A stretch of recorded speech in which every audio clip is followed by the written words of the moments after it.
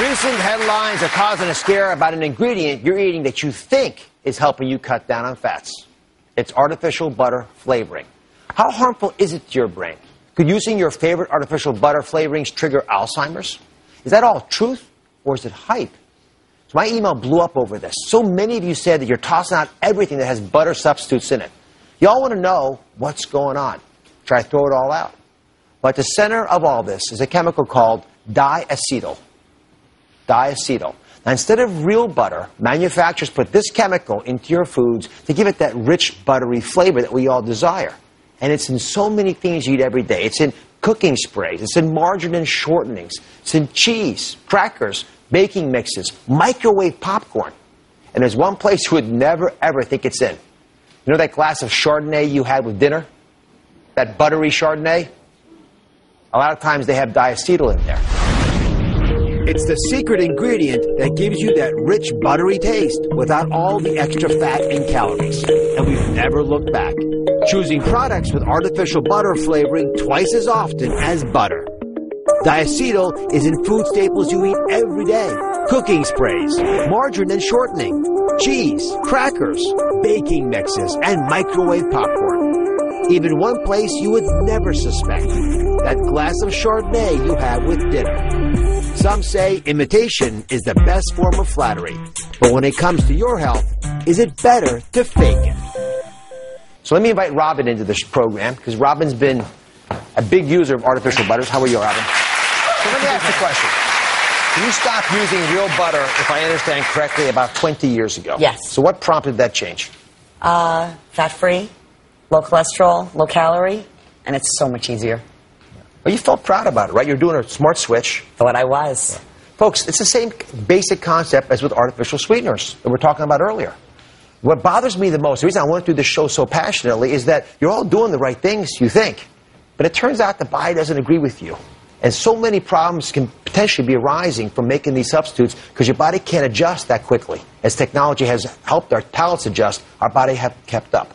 So when you first saw those headlines about some of these artificial butter substitutes causing problems potentially like Alzheimer's, what was your first thought? I was scared, worried what it had done to my family so far. You throw anything out?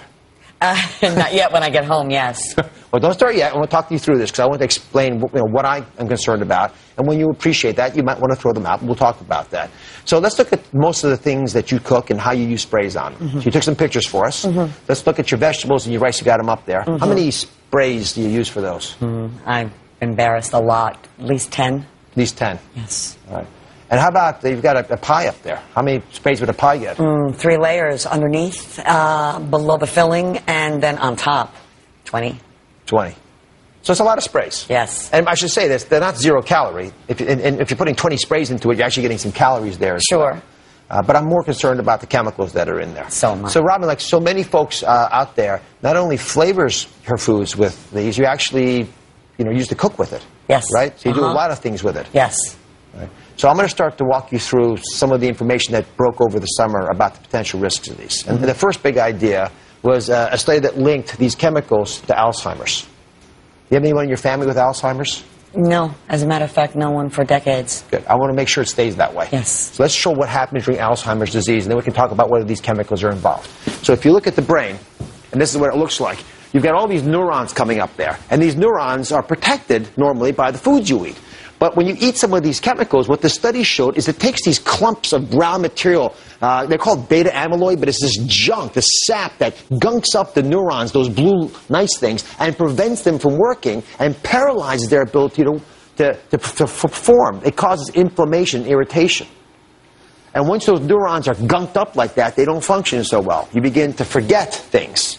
That's what Alzheimer's primarily represents. So the study, again, done in a test tube, used this chemical and showed that that kind of clumping appears to occur. From the chemical? From that chemical. Now again, it's going to be a long time before anyone proves this is happening in humans. But this study didn't come out of the blue. They did this study in part because factory workers in plants that use these products and make these products were actually getting diseases like of the lungs. And so there was a hint that high amounts of this product might be a problem for us. And maybe it could cause problems even in people who have the kind of exposure you're talking about, which is Yes. 20 sprays in my pie and 10 more in my rice. That's scary. It is scary. It scared me. And I don't think that you all should be guinea pigs in this experiment. Because although we don't know this today, why bother waiting to find out? And you remember that big controversy about popcorn a couple years ago? Sure. The same basic chemical.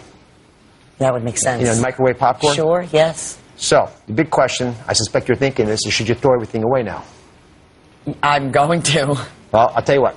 I'm going to actually hold for one more segment because I've got strong advice on that. I'm going to show you how to tell if artificially buttered flavorings are in your favorite foods. You need to see this.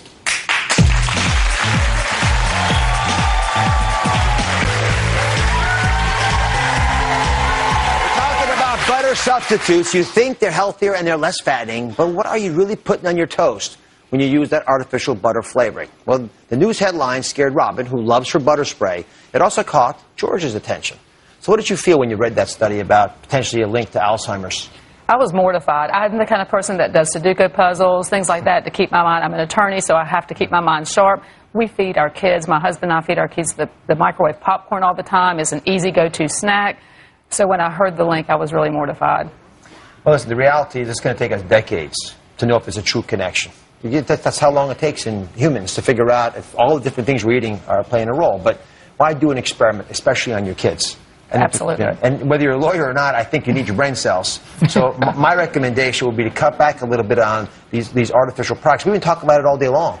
The fact of the matter is the body knows it's an away game. It's a problem for us when we have chemicals in our body we can't truly understand. And it's better to be safe than sorry, so I'm going to walk you through some other options.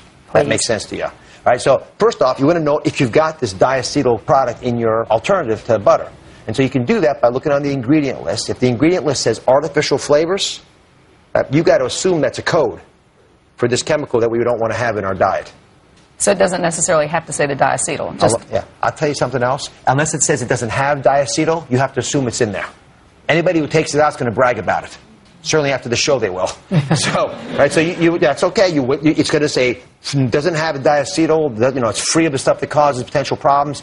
I'd play it safe here. Why take a chance?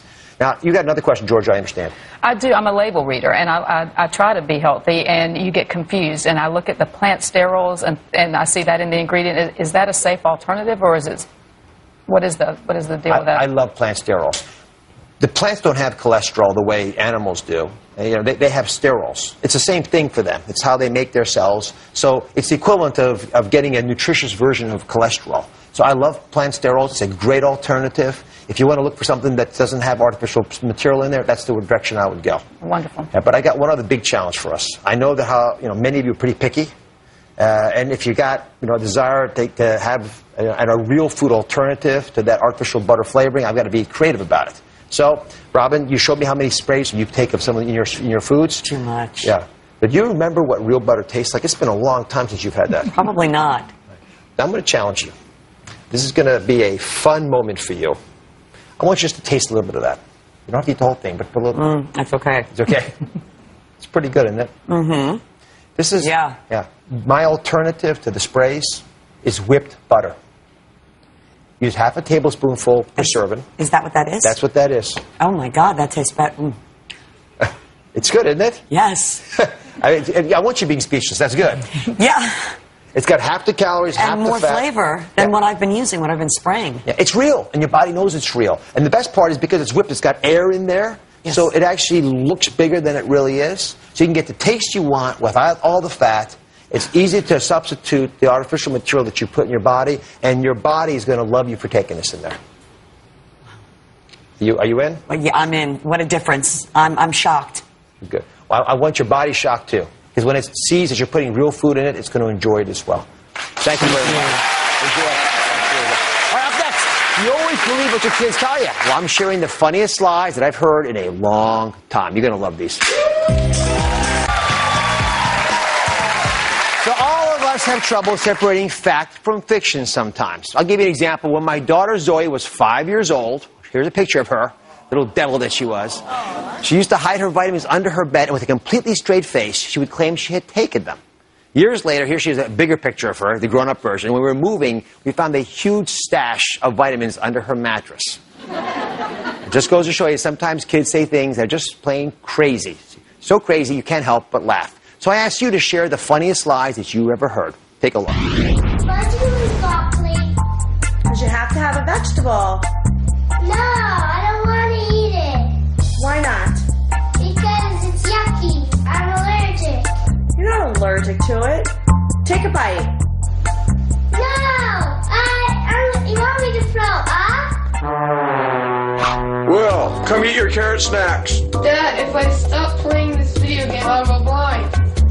I tried to order healthy lunch at school, but everything was gross, except the chips and ice pops. My bear said not to clean my room because he likes it messy. Dr. Oz says chocolate is good for you.